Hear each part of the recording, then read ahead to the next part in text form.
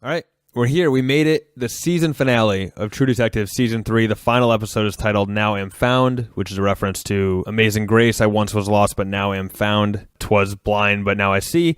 And let me just start by saying this. I avoided reading anyone else's analysis of the finale, or honestly the entire season, because I wanted to keep my content completely original. Now, by the nature of the internet, I'm sure every theory I discussed was at one point brought up on a Reddit thread, but the sources of any of the theories on this show were always organic, so I did the same with the finale. Now, after you're done listening to this, I highly encourage you to do some deep diving if you haven't already, because I certainly will be. But for now, this is just my take on things. And before I get to anything, by the way, I just want to shout out HBO, the coming this year promo. I mean, goddamn, this channel is stacked with great programming. Stacked. I love HBO. If I had to pick, and this might be a hot take, but as a television drama lover like myself, if I had to pick HBO or Netflix, one or the other, I really think I would choose HBO, honestly. But anyway, let's get into this True Detective finale. So this episode was basically a series of false endings. Some are more obvious than others. Like, for example, the story isn't over 10 minutes into the episode, but there were some story enders near the end of the episode that could very well have been the final moment, and then they kept going. But let's try to not get too far ahead of ourselves, because this is a very packed episode, an hour and 20 minutes, dense as hell. So there's a lot to get to. Now, right away in the previously on section, they remind us of the television producer's theory that the case ends just like the case from season 1. I suggested last week that this may have been a red herring to basically confirm the theory that this season will have a similar finale. A lot of people obviously discussing this, and I feel like that was only to set us up for a curveball in the actual ending, right? Saying basically, you think this is going to end like season 1, but we're telling you that just so we can throw it a different direction and kind of surprise you. Turns out that was correct. So we're basically led to believe that throughout this entire season, the kids were taken as part of a child pedophile ring, right? Financed by the super rich, in this case, the Hoyt Corporation, and possibly backed up by the politicians in some grand conspiracy. Now, this concept brings us to the beginning of this episode, where Mr. Hoyt is speaking to Wayne in the woods. Super threatening. And understandably so. Wayne is right on the verge of discovering the pink room and the Hoyt family secret that they're holding Julie Purcell this entire time. So, it gets to this climax where it's like, can we settle this out of court, basically? Just man to man, can we settle this? Now, normally you would think Wayne was so invested in this case. Why would he have this confrontation with Mr. Hoyt where he's clearly acting sketchy, clearly acting guilty, or at least letting on that he maybe knows more than your average bear, right? So why would Wayne get to this point and then not convict Hoyt right away? Well, it turns out when they killed Harris James, they kind of backed themselves into our corner. Now, he threatened his family, Wayne's family, so Wayne's presented with his choice. Do I choose my job in this case, or do I choose my family? In this particular situation, I guess he chooses his family, right? Because he has this situation where it's like, we know what you did to Harris James. You don't really have anything on me, but if you come after me, I will definitely come after you. And it kind of cancels itself out. So Wayne's stuck. And after some threats about Mr. Hoyt exposing Wayne for the murder of Harris James, they basically leave it at this. If Wayne stops looking for Julie, then the bad guys will stop looking for her too.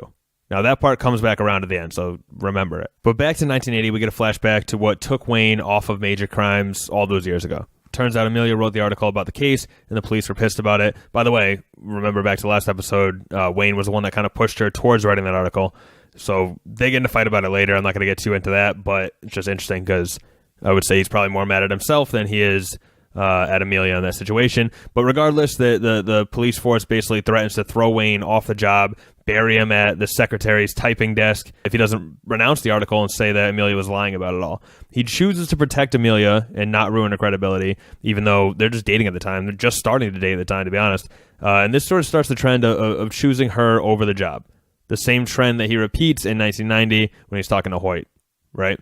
But I mentioned these false endings, and the first of the major revelations happens around the 22-minute mark in the 2015 timeline when Wayne and Roland discover the pink rooms in the basement of the old Hoyt mansion. There's actually this cool piece of editing where you see young Wayne and young Roland in the reflection of a cracked mirror, just sort of reinforcing how much time has passed and how this case has followed them basically their entire lives. You also see something when they're driving to go see the black man with the one eye, and the camera's spinning around the car, and you get the image and the reflections of all three timelines and what the characters looked like during those timelines.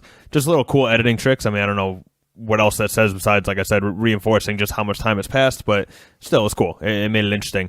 But the discovery of the room itself is sort of anticlimactic, right? This feeling is even spoken into existence by Roland when he says 25 years and we just all this goddamn time. And he's very upset about that. And just, by the way, it's fitting that Roland was the one to say this because he took the murder of Harris James a lot harder than Wayne did. Wayne was able to lean on Amelia, but Roland basically got drunk, fought a bunch of bikers, and basically left civilization to become a big dog owner after a stray walks up to him in the parking lot. Let me just say this, by the way, and it's bullshit, but it bothered me.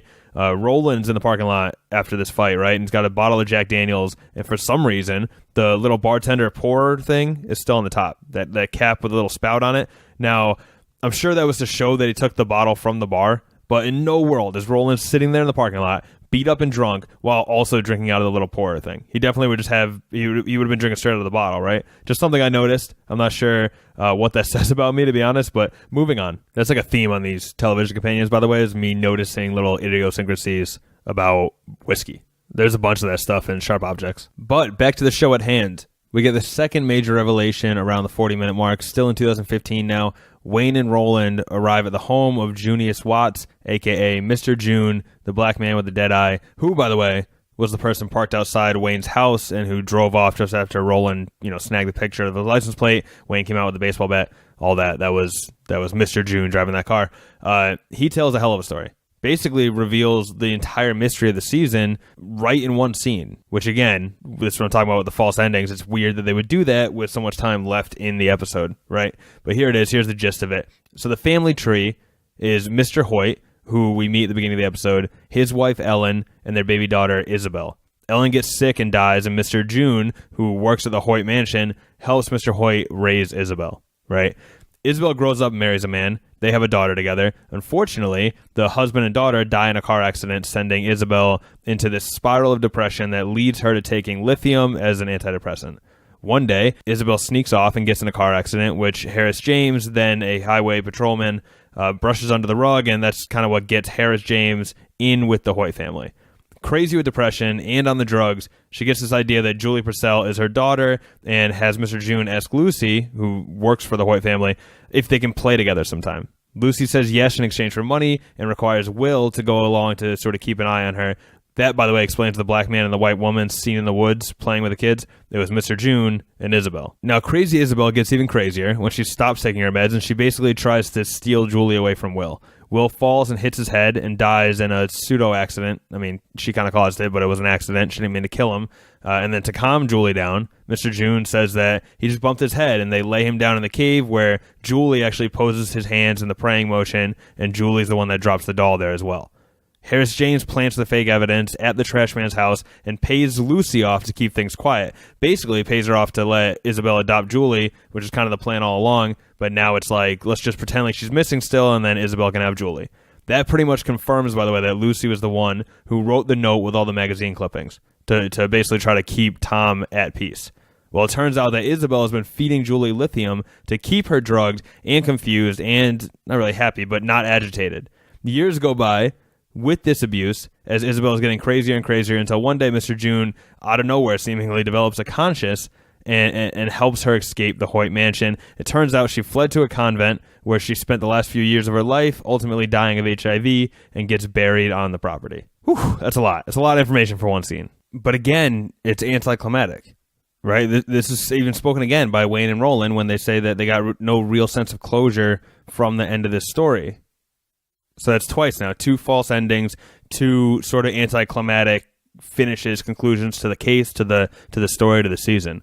But alas, there is yet another revelation about, I think it's at the 1 hour mark, when the ghost of Amelia tells 2015 Wayne that there may be another ending. She tells a story of Julie finding a life at the convent, and that the little boy who had a crush on her back when they were kids, the little boy Mike, maybe he met Julie again at the convent, and then he was the groundskeeper who the detective spoke to, and the little girl named Lucy, maybe she was the daughter of the groundskeeper and a healthy Julie Purcell, and the tombstone, the story that Julie died of HIV, that was all a hoax to give her a new life and stop people like Mr. June from finding her again. Well, Wayne has this revelation and managed to drive to the groundskeeper's house. There he finds Julie, finally, happy and healthy. A satisfying ending for the audience, and yet we're once again left with this sort of frustration, because as soon as he arrives, Wayne forgets why he's there and has a whole conversation with Julie Purcell, the girl he's literally been looking for his entire life. without even knowing where he is or who he's talking to.